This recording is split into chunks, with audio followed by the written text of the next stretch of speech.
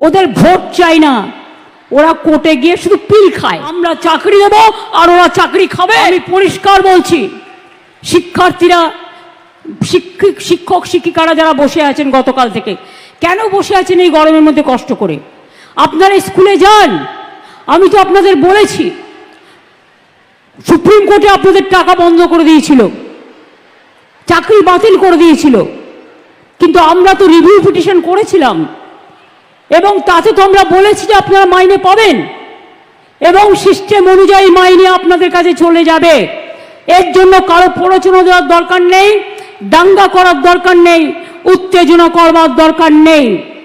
আর group CD যেটা বাতিল হয়েছে, আমাদের আইনজীবীদের সাথে পরামর্শ করতে দিন।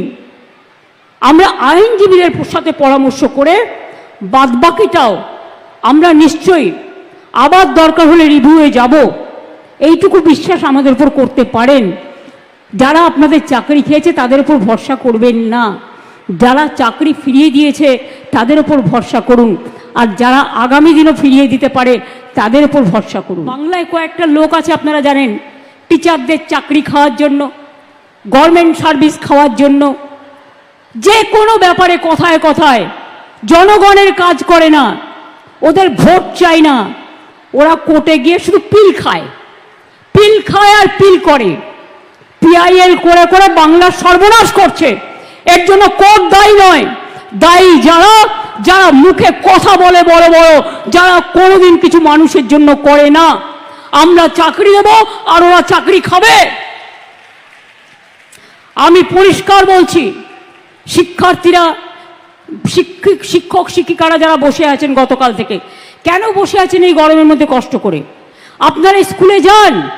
আমি তো আপনাদের বলেছি, সুপ্রিম কোর্টে আপনাদের টাকা বন্ধ করে দিয়েছিল, চাকরি বাতিল করে দিয়েছিল, কিন্তু আমরা তো রিভিউ পিটিশন করেছিলাম এবং তাতে তো আমরা বলেছি যে আপনারা মাইনে পাবেন এবং সিস্টেম অনুযায়ী মাইনে আপনাদের কাছে চলে যাবে। এর জন্য কারো প্ররোচনা দেওয়ার দরকার নেই, দাঙ্গা করার দরকার নেই, উত্তেজনা করবার দরকার নেই। আর গ্রুপ সিডি যেটা বাতিল হয়েছে, আমাদের আইনজীবীদের সাথে পরামর্শ করতে দিন। আমরা আইনজীবীদের সাথে পরামর্শ করে বাদবাকিটাও আমরা নিশ্চয়ই আবার দরকার হলে রিভিউয়ে যাব, এইটুকু বিশ্বাস আমাদের উপর করতে পারেন।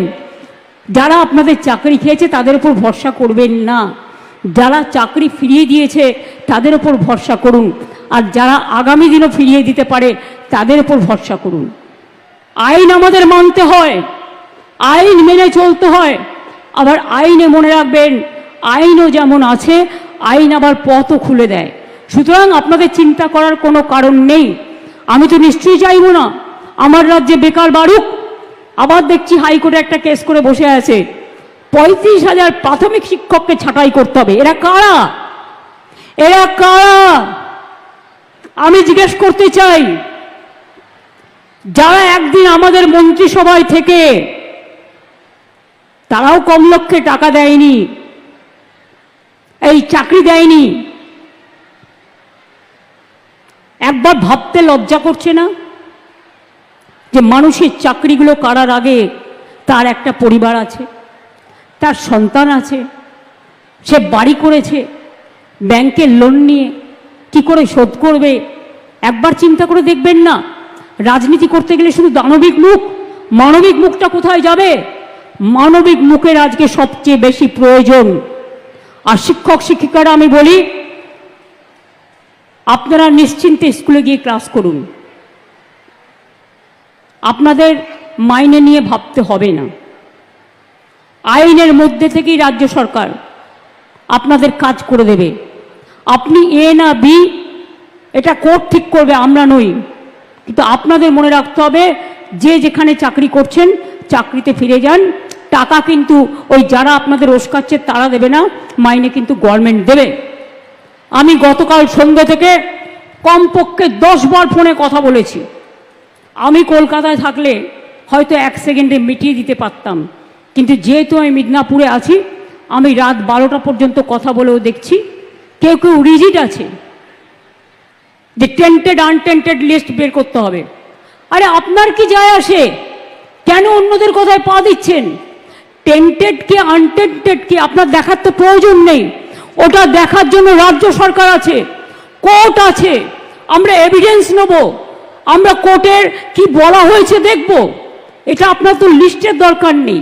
আপনি চাকরি করেন, আপনার চাকরিটা আছে কিনা দেখার দরকার, আপনি ঠিকমতো মাইনে পাচ্ছেন কিনা সেটা আপনার দেখার দরকার, অন্যটা আপনার দেখার দরকার নেই।